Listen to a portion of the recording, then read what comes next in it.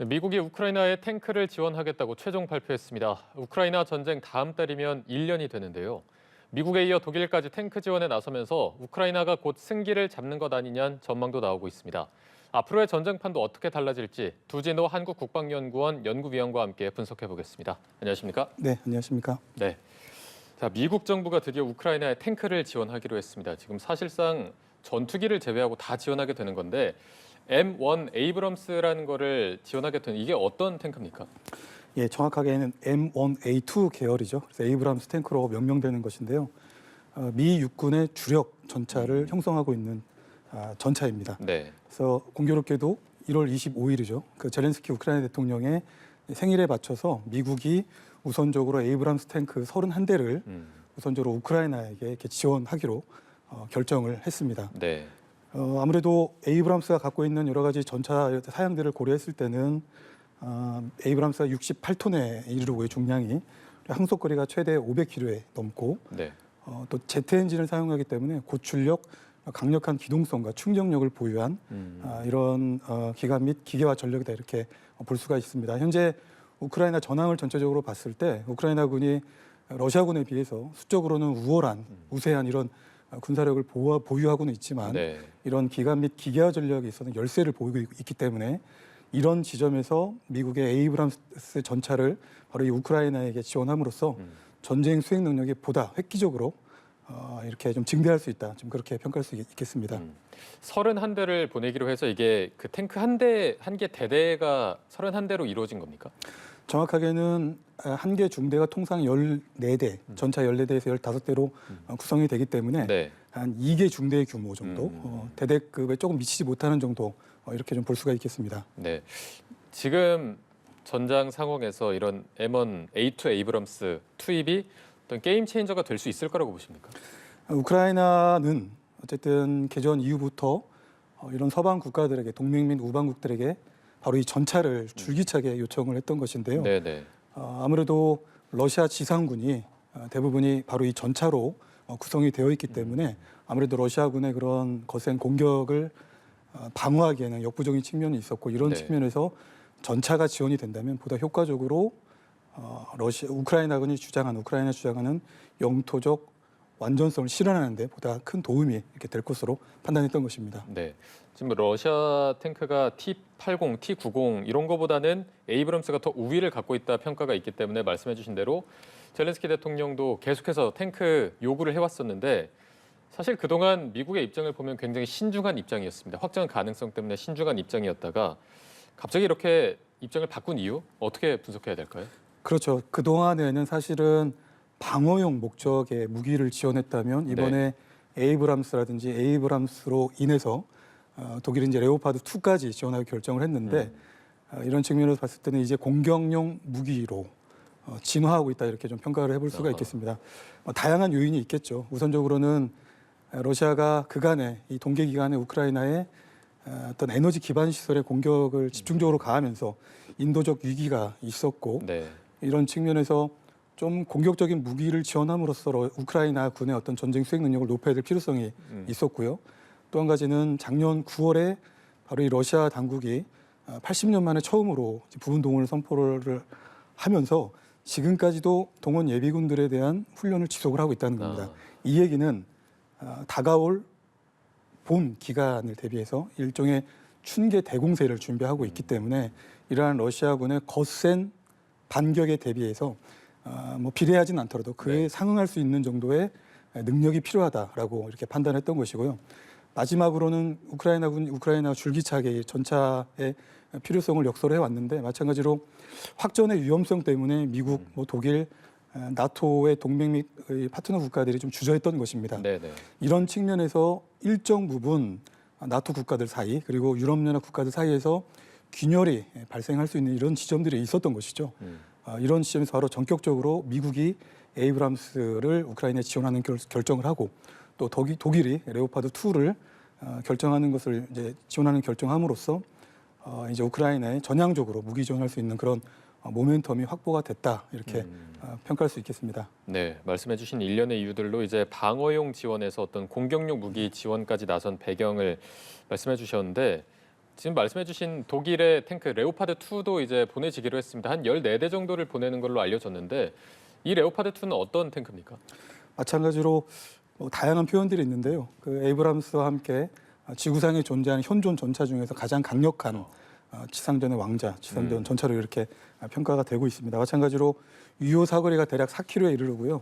총 중량은 약 65톤에 이르릅니다. 반응 장갑이라든지 복합 장갑을 이 전차에 덧댐으로써 나름대로 강력한 이런 방호력과 기동력을 보유하고 있는 그런 전차로 이렇게 볼 수가 있겠고 또 디젤 엔진을 사용하기 때문에 경유를 사용할 수 있기 때문에 비교적 간단한 유지 보수를 통해서도 전장에서 운용할 수 있는 그런 이점이 있겠습니다. 조금 전에 말씀드렸던 에이브람스 같은 경우는 제트 엔진을 사용을 하는 것이죠. 고출력을 네네. 위해서 제트 엔진을 사용하다 보니까 이에 필요한 제트 연료가 필요한 것이죠.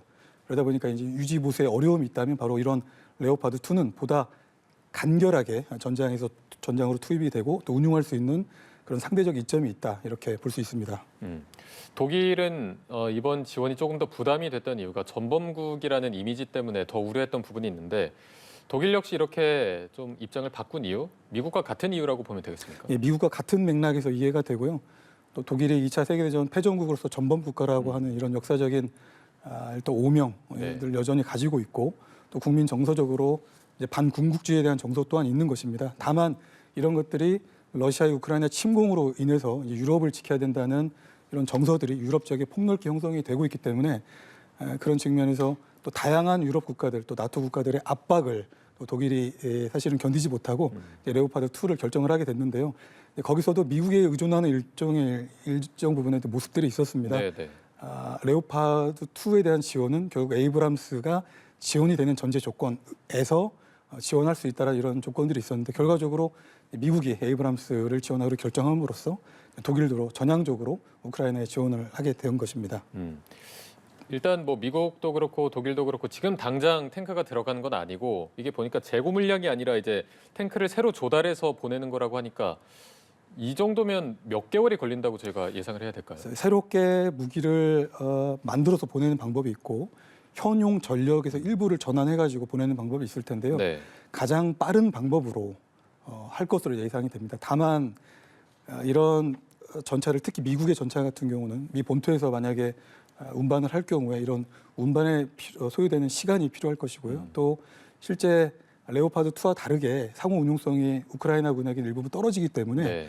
또 교육 훈련을 해야 되는 부분들, 또 교육 훈련뿐만 아니라 이 전차를 유지하기 위해 필요한 이런 정비까지 포함했을 때 많은 시간들이 걸릴 것이다. 그래서 최소 2개월에서 3개월 이상의 시간이 이렇게 소요될 것으로 이렇게 예상이 되고요. 또 한 가지는 이제 전차가 들어가는 것에 더해서 아마 미군과 나토는 작전적 차원에서 이 전차를 어떻게 효과적으로 운용할 것인가에 대한 많은 고민들이 있을 것입니다.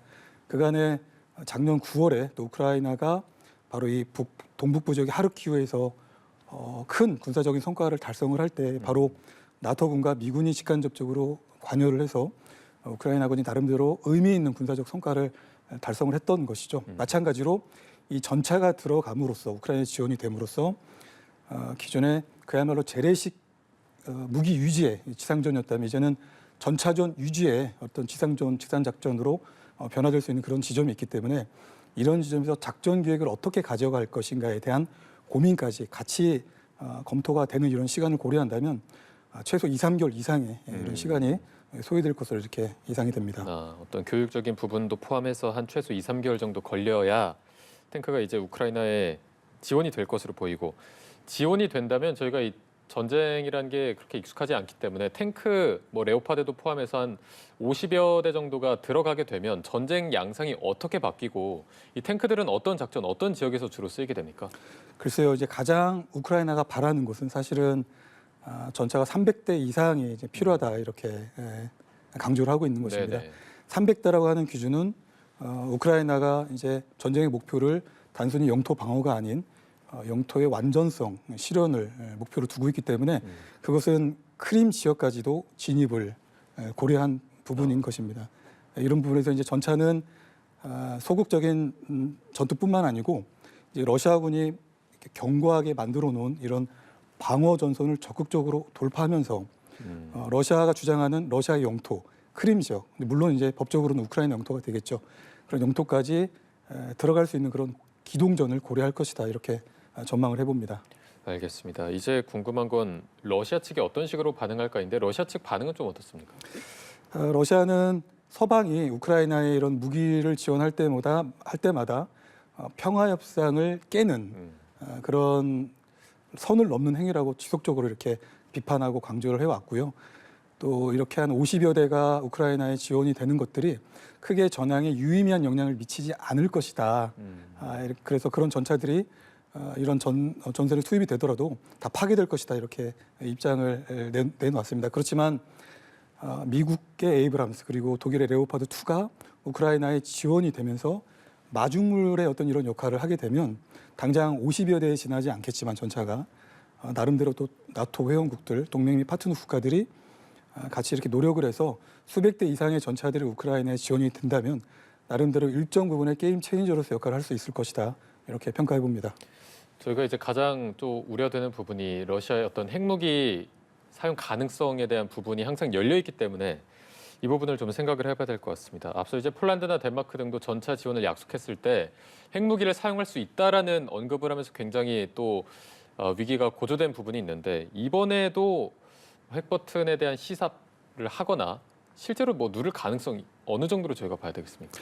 글쎄요, 러시아가 우크라이나를 침공한 이후에 최소한 1.5개월에 한 번 정도 이렇게 러시아의 뭐 대통령을 비롯한 전쟁 지도부들의 그 언어를 통해서 핵 위협이 계속적으로 고조가 돼 왔습니다. 마찬가지 이번에도 뭐 전차 결정을 전후한 이런 앞선 상황에서도 메드베데프 국가 부의장이죠. 안전보장회의 국가 부의장이 마찬가지로 핵무기를 사용할 수도 있다라고 이렇게 또 서방과 우크라이나를 상대로 일종의 이제 경고성 발언을 했는데 이런 이제 전차와 같은 이제 공격 무기들의 우크라이나에 대한 지원이 레드라인을 넘는 것으로 나름대로 이제 그런 위기의식을 갖는 그런 모습이 아닌가 이렇게 보고요.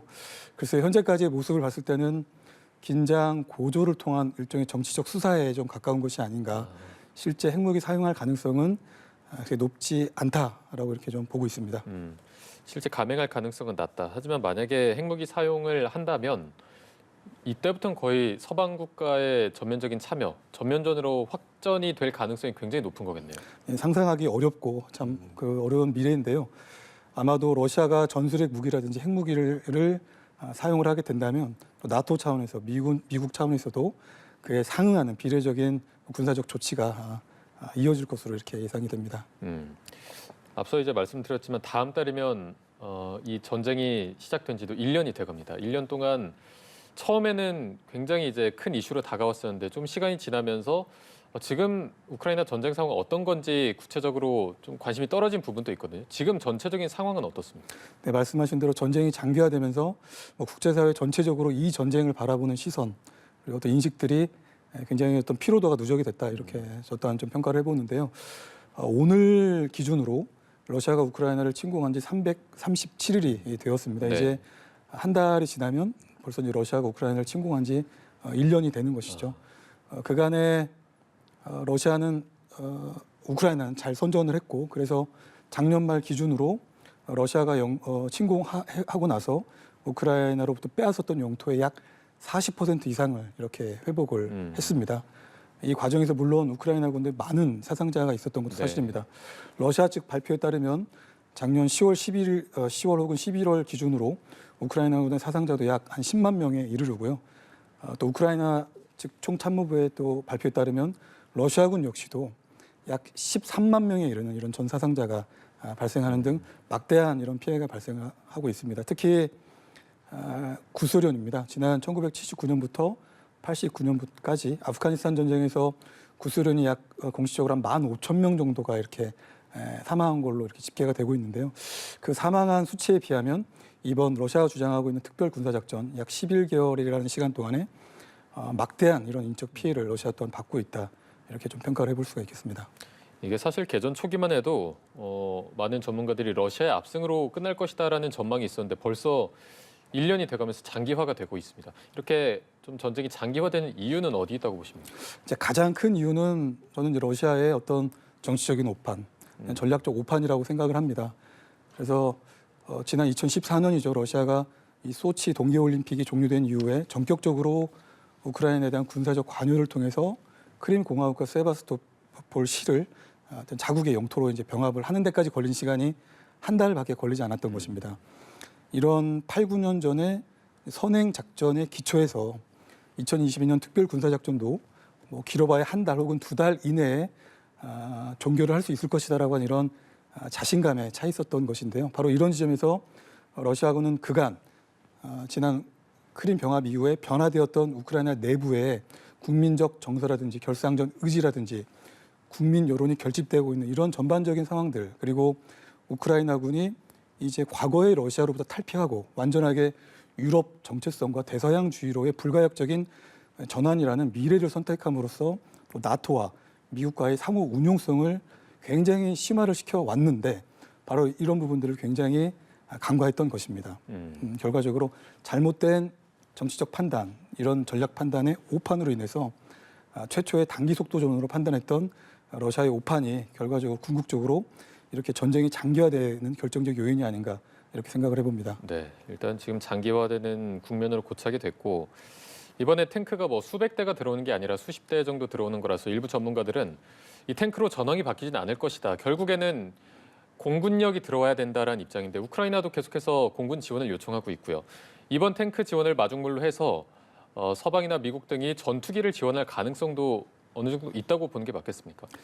사실은 저는 이 전차를 지원할 때 일종의 패키지 지원이 있다면 바로 이런 항공전력까지 같이 가야 된다고 생각을 하는데요. 그 이유는 바로 이 전차의 작전의 운용에 있어서 바로 이 공지 합동 작전과 같은 지상전에서는 전차의 기동, 또 지상전에서 전차의 원만한 이런 기동을 위해서 바로 사전의 공중작전을 통해서 전방에 있는 위협들이 제거가 되어야 비로소 그때 이 전차의 원만한 이런 지상작전이 전개가 될 수 있는 것이죠. 이런 차원에서 봤을 때 우크라이나군의 공중전력은 러시아군의 압도적으로 적은 수준입니다. 네. 개전 초기를 기준으로 했을 때 약 10대 1 정도의 전력 차이가 나는 것이죠. 러시아가 발표한 결과에 따르면은 우크라이나군이 보유하고 있는 공중 자산의 약 370기가 파괴가 되었고 육군 헬기, 육군 항공 같은 이런 헬리콥터 자산들도 약 한 200여 대가 이렇게 파손이 된 걸로 봤을 때는 현재 상황으로 봤을 때는 우크라이나 자체적으로 러시아를 상대로 공중 우세를 달성할 수 있는 그런 가능성은 적어 보입니다.